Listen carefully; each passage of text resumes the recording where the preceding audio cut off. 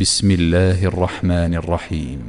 وعباد الرحمن الذين يمشون على الأرض هونا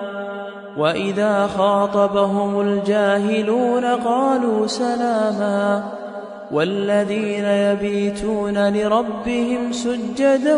وقياما والذين يقولون ربنا اصرف عنا عذاب جهنم إن عذابها كان غراما إنها ساءت مستقرا ومقاما والذين إذا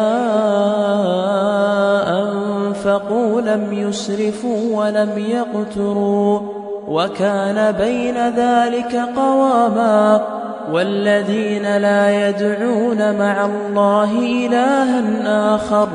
ولا يقتلون النفس التي حرم الله إلا بالحق ولا يزنون ومن يفعل ذلك يلقى ثاما يضاعف له العذاب يوم القيامة ويخلد فيه مهانا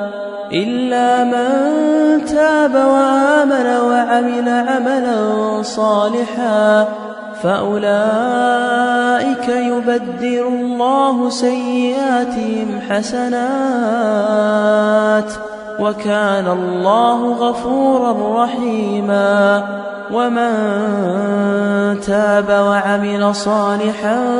فإنه يتوب إلى الله متابا والذين لا يشهدون الزور وإذا مروا باللغو مروا كراما والذين إذا ذكروا بآيات ربهم لم يخروا عليها صما وعميانا والذين يقولون ربنا هب لنا من أزواجنا وذرياتنا قرة أعين واجعلنا للمتقين إماما أولئك يجزون الغرفة بما صبروا ويلقون فيها تحية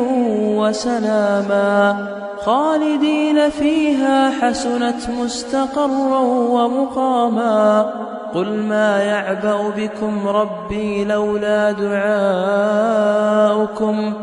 فقد كذبتم فسوف يكون لزاما